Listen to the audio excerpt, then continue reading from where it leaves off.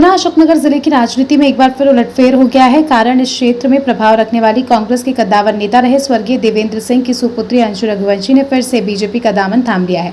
उन्होंने भाजपा की सदस्यता रघुवंशी समाज द्वारा आयोजित एक कार्यक्रम में केंद्रीय मंत्री और गुना शिवपुरी लोकसभा से भाजपा प्रत्याशी ज्योतिरादित्य सिंधिया के समक्ष ग्रहण की है।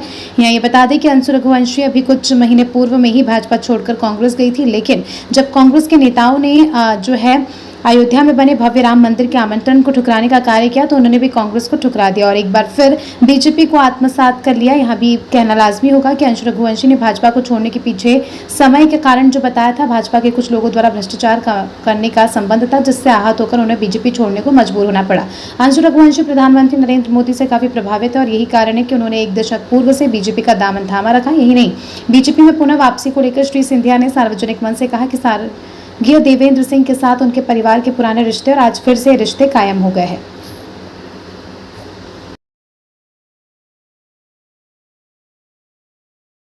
सपना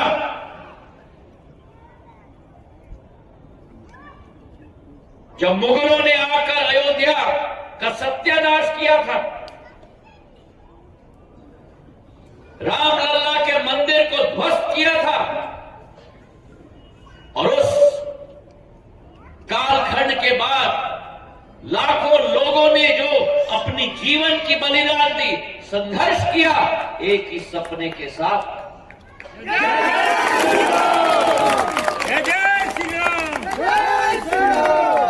उस संघर्ष में जब अयोध्या नवाबों के राज में था, मेरे पूर्वज दत्ताजी महाराज ने जाकर अयोध्या को स्वतंत्र किया और अपनी जीवन की बलिदान दे दी। जब बुरारी घाट में नजीब-उद-दौला ने उनको पिस्तौल और राइफल से गोली मारकर उनको घायल कर दिया और नजीब-उद-दौला ने जाकर दत्ताजी महाराज के छाती पर अपना पांव रखा और पूछा, दत्ताजी महाराज और लड़ोगे? घायल दत्ताजी महाराज, इधर से गोली निकलकर पीछे रीढ़ के हड्डी से निकली थी, घायल लेटे हुए लाल आंखों के साथ नजीब-उद-दौला की तरफ देख के बोले, नजीब जिएंगे तो लड़ेंगे। आज भी मेरे रोंगटे खड़े हो जाते हैं। ये सिंधिया परिवार का इतिहास है, बलिदान का इतिहास है, हमारे अयोध्या को स्वतंत्र करने का इतिहास है और उसी इतिहास को आगे लेकर मेरी दादी राजमाता साहबाजी अम्मा ने भारतीय जनता पार्टी के राष्ट्रीय सम्मेलन में पहली बार मांग की थी कि अयोध्या में दोबारा राम मंदिर बनना चाहिए मेरे रघुवंश समाज के लोग। और उस क्रांति में अडवाणी जी के साथ, मुरली मनोहर जोशी जी के साथ, उमा भारती जी के साथ कदम से कदम मिलाकर उस आंदोलन में भाग लिया।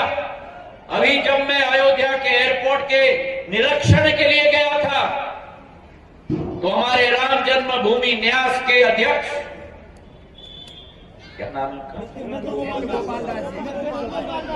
नित्य गोपाल दास जी, इधर आइए, मेरा हाथ ऐसा पकड़ा और कहा, सिंधिया जी आइए मेरे साथ। तो मैंने कहा, कहां जाना है? आइए मैं आपको दिखाता हूं। मैंने कहा, क्या दिखाएंगे? मैं आपको दिखाता हूं वो चबूतरा जिस चबूतरे से राजमाता साहब ने पूरी जनता को आह्वान किया था और 5 दिन धरने पर बैठकर अपने टांगों को लटकाया था, लेकिन ठस से मस नहीं हुई थी। वो चबूतरा मैंने जाके देखा है अयोध्या में मेरे भाइयों। और मां भारती और रघुवंश समाज ऐसे ही मां भारती के सुपुत्र के लिए इंतजार कर रही थी।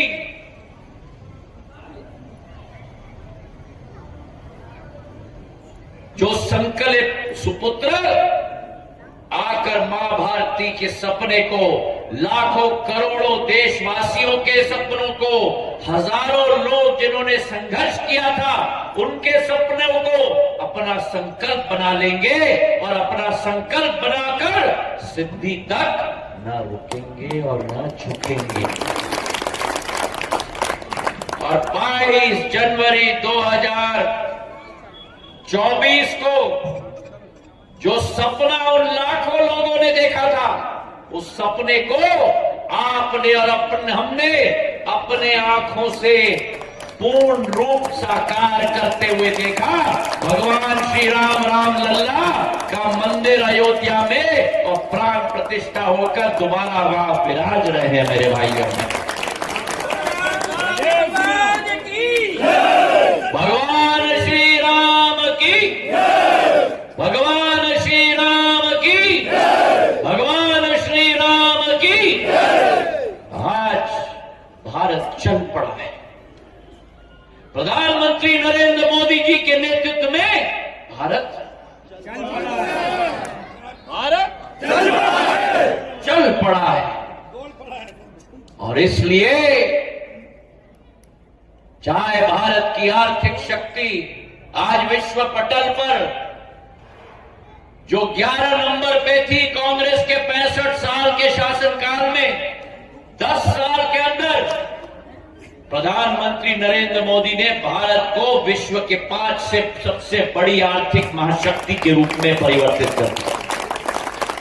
भारत चल पड़ा है, लेकिन भारत चल पड़ा है केवल आर्थिक शक्ति के रूप में नहीं।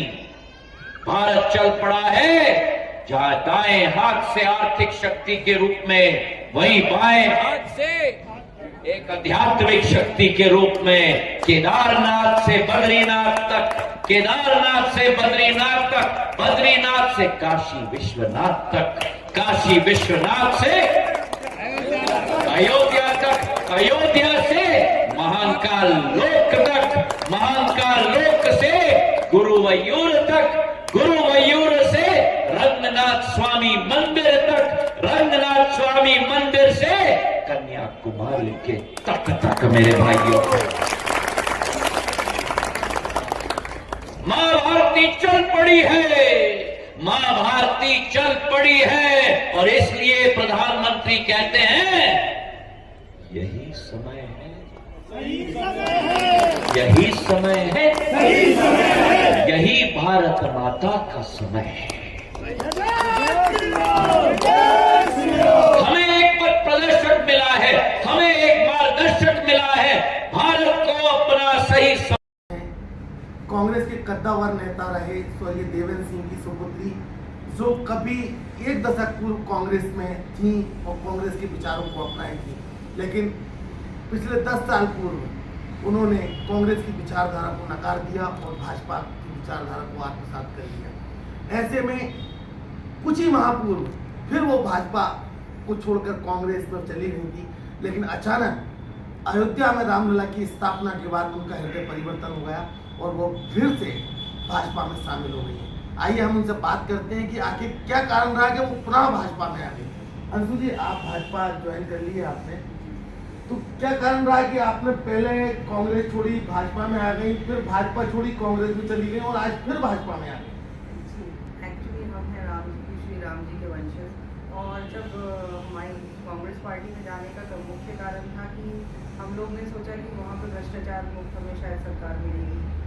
लेकिन अब वो सब बातें तो एक तरफ रह गई। जब राम भगवान जी के मंदिर का प्राण प्रतिष्ठा हो रहा तो उस वक्त जो कांग्रेस पार्टी के शीर्ष नेतृत्व में निमंत्रण में जाना, निमंत्रण ठुकराया और प्राण प्रतिष्ठा में जाना उचित नहीं समझा, जिससे मन बहुत व्यथित हुआ कि ऐसे संवेदनशील मुद्दे पर भी अगर शीर्ष नेतृत्व ऐसे निर्णय लेगा तो मन आहत हुआ और हमने अपने आप को उस पार्टी से अलग करने का निर्णय लिया।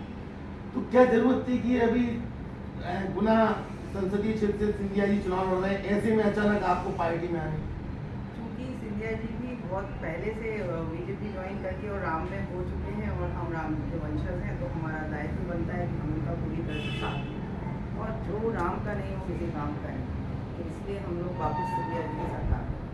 उस समय जब आपने कांग्रेस छोड़कर भाजपा ज्वाइन की है अभी, तब सिंधिया जी ने सार्वजनिक रूप से कहा है कि अब कहीं मत जाना। जी बिल्कुल, अब नहीं जाएंगे, क्योंकि जो राम के हैं हम तो उन्हीं के साथ हैं, और जो राम के नहीं हैं उनके साथ हम कभी नहीं हो सकते। तो सिंधिया जी की जीत को लेकर आप कितनी आश्वस्त हैं? बिल्कुल, वो भारी मतों से उनको विजय प्राप्त होने वाली है इस चुनाव में। तो ये थी अंशु रघुवंशी जी, इनका कहना है जो राम के हैं हम उनके साथ हैं, और आज वो भाजपा में आ गई हैं, अब शायद भाजपा नहीं छोड़ेंगी, ऐसा उनका कहना है। प्राइम संदेश टीवी